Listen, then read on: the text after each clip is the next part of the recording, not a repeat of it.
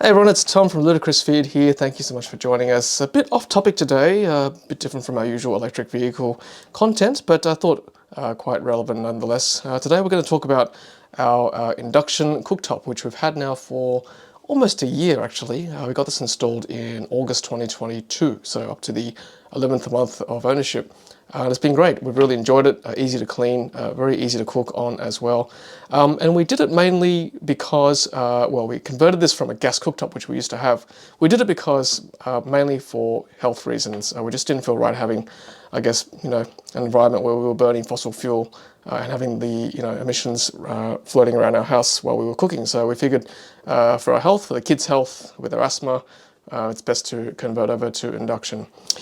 So this is a Westinghouse induction cooktop. As you can see, there are 4 points.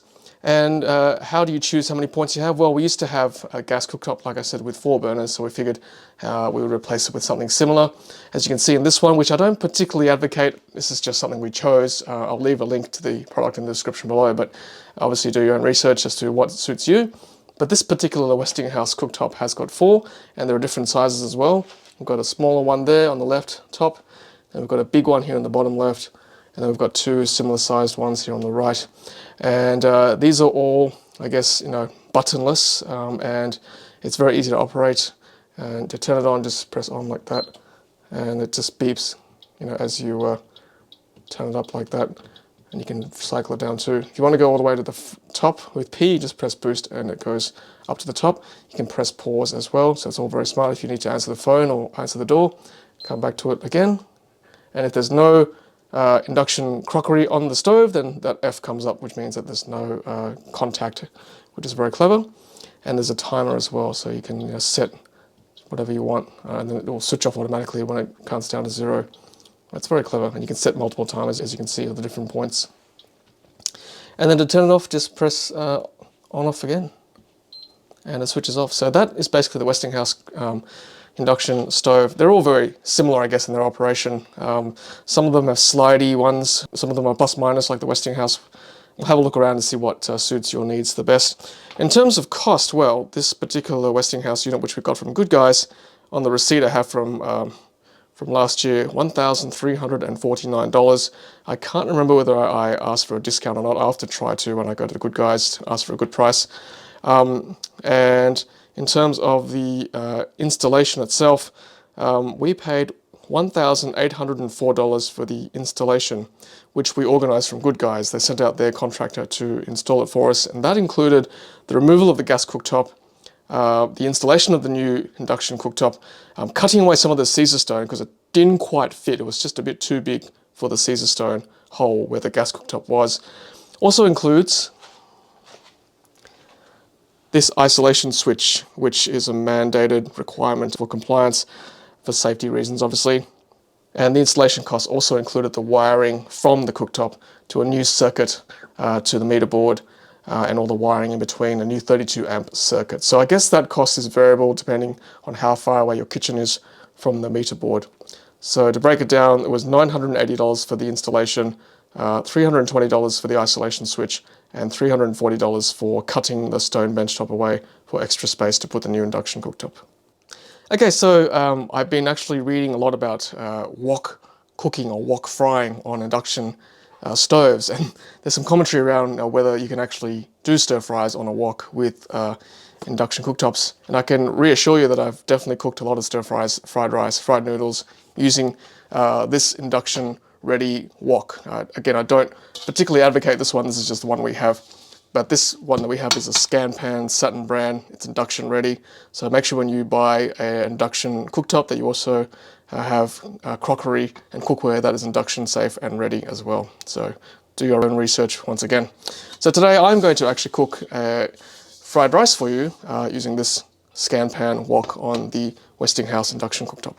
Okay, so the ingredients you need for my special fried rice, which by the way I've been feeding my kids for the last 9 months or so, and anyone with children will know that children are generally fussy eaters, and they're pretty happy to have this for lunch most days. So I think I must be onto a good thing.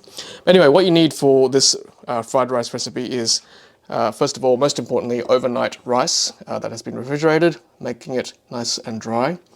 That's really crucial for good fried rice. Just some cooking oil. I've got canola oil there. Kikkoman light soy sauce.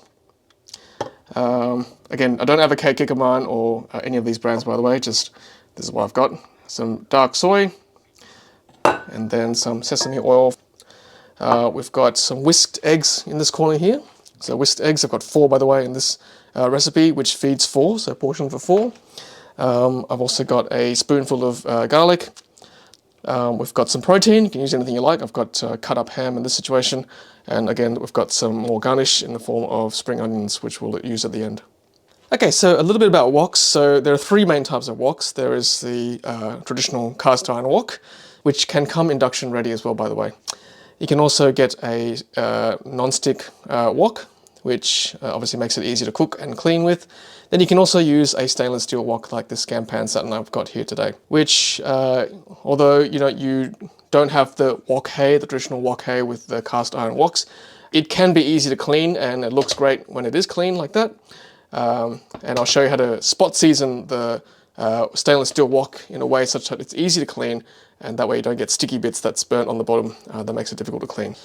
Okay, let's get into it. So, stainless steel wok, make sure it's in the center of the spot there on the induction stove. And the first step is to spot season the wok with some cooking oil, some canola oil, and I'm just going to roughly do about 2 tablespoons of oil down the bottom there, and it's not too much. All I want to do here is just basically coat the bottom, and that's where you're possibly going to burn the stainless steel wok if you don't do this properly, making it very difficult to clean. So I just sort of roll the oil around like that so the entire bottom is coated like that, and then I stick it back onto the induction stove. Got a nice coat there. Turn on the induction stove and correlate to the right the right spot, and then just press boost.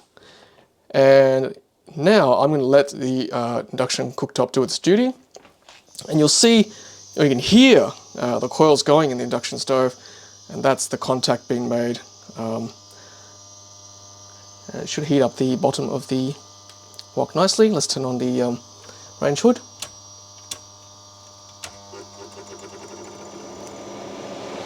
Okay, hopefully you can still hear me. So the point of spot seasoning is to basically make the oil create a sort of temporary film on the bottom of the wok. And once I start to see the steam come up, I give it about 20 seconds for it to steam. So I'll just keep the camera rolling for now, and it should start to steam there. Let's just start to see it going now, and I'll let that do its thing for about 20 to 30 seconds. And that way it's creating a nice thin coat there on the bottom. Yep, and alright, so that's about 15 to 20 seconds, and then from here I just turn the heat down to number 5. And that creates a nice film down the bottom there, and just let that settle down. And we're almost good to go. So today I'm going to use a plastic ladle, that way I don't create any metal on metal contact when I'm cooking. First step is to fry the eggs, so 4 whisked eggs.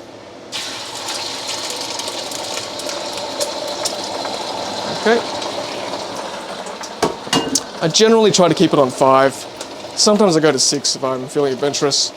But low heat cooking on induction stove with woks is a good thing. Okay, I'll just sort of push the egg around a little bit. You can see, because I've spot seasoned the wok with the oil, it's not really burning down the bottom, right? It's not sticking at all. It's basically creating its own non-stick film. There you go, so pushing it around, and I'm just basically going to fry this egg up. Once it's looking more solid, then I can sort of cut it up and mix it around with the fried rice, as you'll see in a second. When it's a bit more slurry like that, I just put the garlic in there, and then just fry up the garlic too, so it creates that aroma, makes everything tasty. Mix it within the egg, activate the garlic.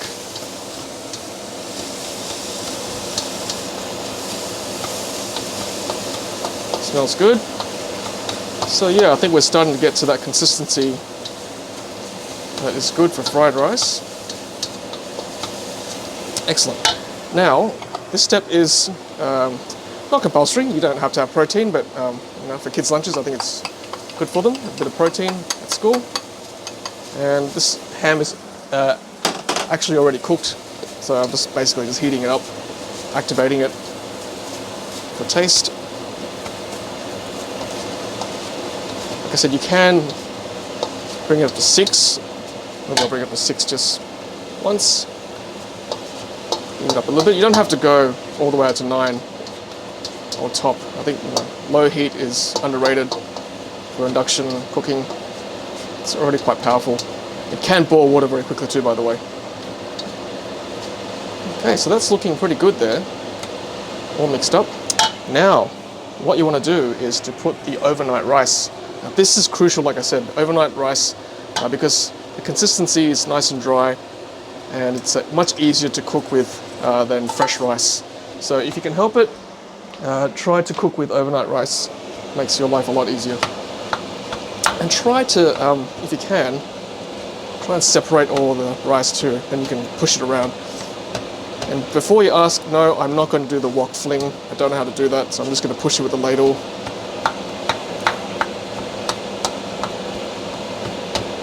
And then try to stir it up like that. Or wok toss, I should say. I haven't learned that yet. Don't want to make a mess. Okay, so the aim is to not have too many clumps with the fried rice, and the longer you leave the rice, obviously don't leave it too long. You don't want the toxins to breed in overnight rice too long. So I think like the maximum overnight rice is okay. Don't leave it like for days on end in the fridge. Gonna get sick. So we'll try and eradicate these lumps or clumps as we go on. Now I'm going to put some light soy. I'm not going to drench it, just sort of roll it around like that a few times. Again, just for flavour. Give it a nice colour. So it's not so white.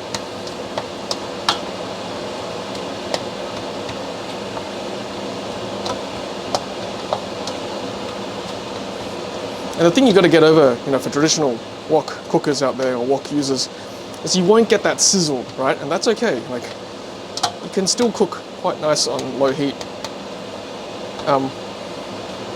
Especially on sort of stainless steel cookware. You don't want the bottom to burn. So you see how the soy has just made that quite a nice consistency, nice colour. And then what I do is just add a dash of dark soy. A dash goes a long way, like that.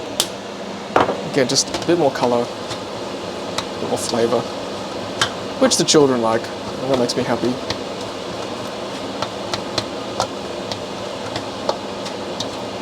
And this is pretty much my weekly routine. Not the kids lucky. Hot food for school. Okay, so that's starting to look pretty good there.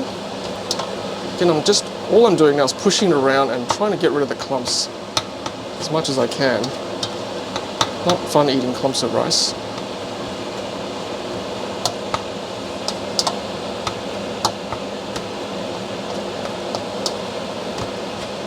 And you'll know very quickly if your cookware is not induction ready. It won't be compatible, and the cooktop will tell you straight away, be an error message or something. You have to go out and get your own induction ready cooktop cookware. Okay, so that's pretty good.